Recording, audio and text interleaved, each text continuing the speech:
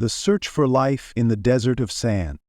The year was 2135 and humanity's relationship with Earth had irrevocably changed.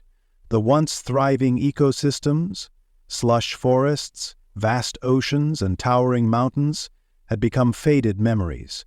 With the planet's resources depleted and its climate in turmoil, the human race faced extinction unless they found a new home. Space exploration became the key to survival. Planets that could sustain life, offering humanity a chance at renewal. New frontiers had to be discovered. Planets that could sustain life, offering humanity a chance at renewal. Among these desperate efforts, one mission stood out. It was the hope of all the remaining survivors of Earth.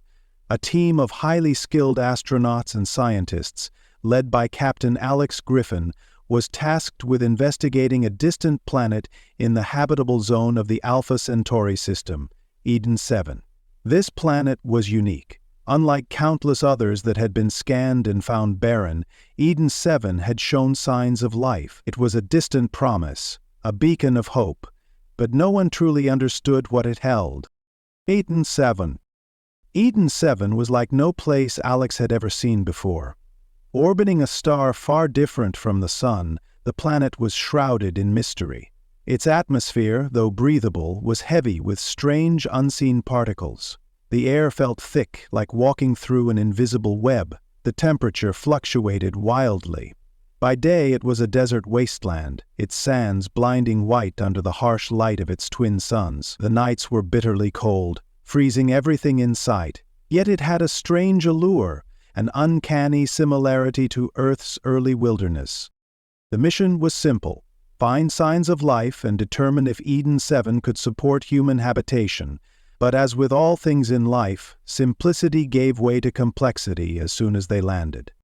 Upon their arrival, the team set up camp in a large canyon, a natural shelter from the violent storms that often swept across the surface. For Captain Alex Griffin, it wasn't just a mission, it was personal. Humanity was depending on them, but more than that, he carried the burden of his team's safety, especially Lina. Lina Summers, a brilliant biochemist, was the heart of the operation. She was known for her sharp intellect and her curiosity about the unknown. But beyond her scientific acumen, Alex had always admired her resilience. He had grown fond of her over the months of preparation before the mission, but now, stranded in the harsh desert of Eden 7, he found himself falling for her in ways he hadn't anticipated. But the journey begins. The first few days on Eden 7 were uneventful. The team conducted routine tests, analyzing soil and water samples, trying to determine the best places to search for evidence of life. However, despite the initial optimism, the environment soon began to reveal its dangers. The first sign came one evening when the winds picked up, swirling the sand into violent gusts. Captain Alex and his crew were used to extreme conditions, but nothing prepared them for the intensity of the sandstorms on Eden 7. They hit fast, with little warning, and seemed to appear out of nowhere. One such storm hit the team while they were out in the desert, trying to collect soil samples from a distant plateau. The wind howled and the temperature dropped sharply. Lina was knocked down by a flying rock and her leg was pinned under a massive boulder. The team's communication systems failed, and the raging storm made it impossible for them to navigate back to the camp. The struggle for survival. Alex's heart raced as he rushed to Lina's side, the storm deafening in his ears. The violent winds threatened to tear them apart, but he couldn't leave her behind. With all his strength, Alex lifted the heavy boulder off Lina's leg. Her breath was shallow, her face pale from shock. "Lina, can you hear me?" Alex's voice cut through the chaos, but her only response was a faint, barely perceptible groan. Desperation gripped him.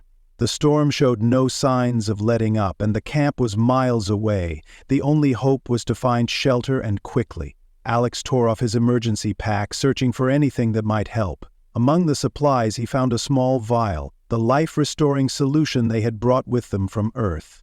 It was a last resort, a powerful serum, designed to stabilize an injured person long enough to get them back to safety. It wasn't a cure, but it could buy them precious hours.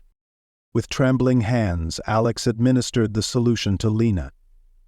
As he did, he couldn't help but wonder if this would be the moment everything would change, for her, for him, and for humanity.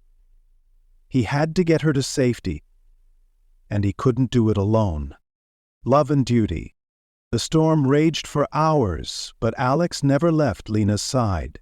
He carried her through the desert, using all his strength to navigate the endless dunes. Each step felt like an eternity. He wanted to hold her, to make her safe, but duty always remained in the back of his mind. Alex was the captain.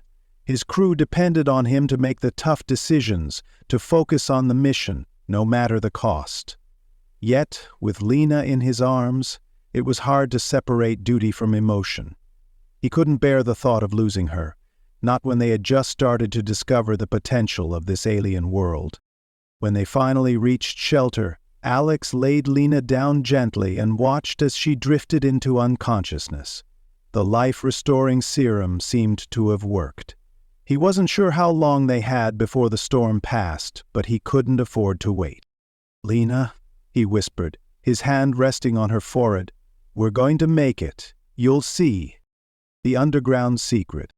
Lina's recovery took several days. The team had finally re-established communication after the storm had passed, but it wasn't until she regained full consciousness that she spoke of the strange vision she had during her unconscious state. "I saw something," she murmured, her voice weak but steady.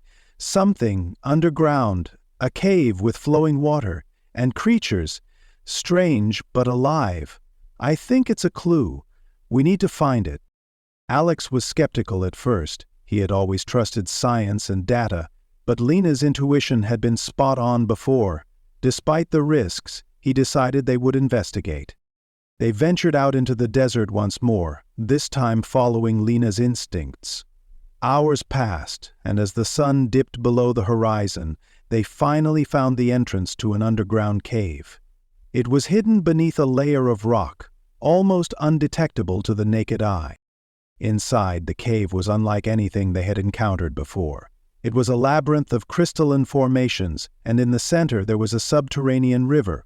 As they followed the river deeper, they discovered something even more incredible. Remnants of living organisms preserved in the water, tiny alien creatures, like miniature versions of Earth's deep-sea life, swam in the currents.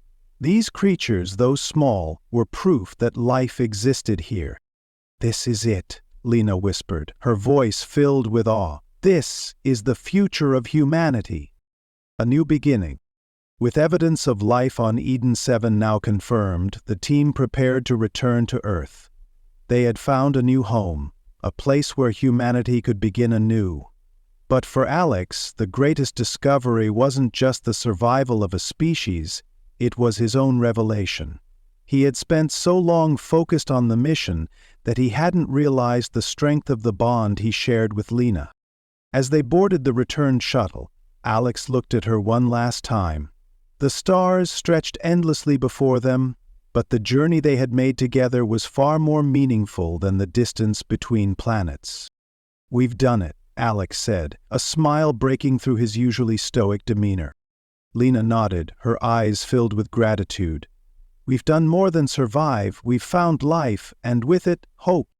Together they would return to Earth, bringing with them not just the hope of a new home, but the promise of a new beginning for humanity, and for their relationship.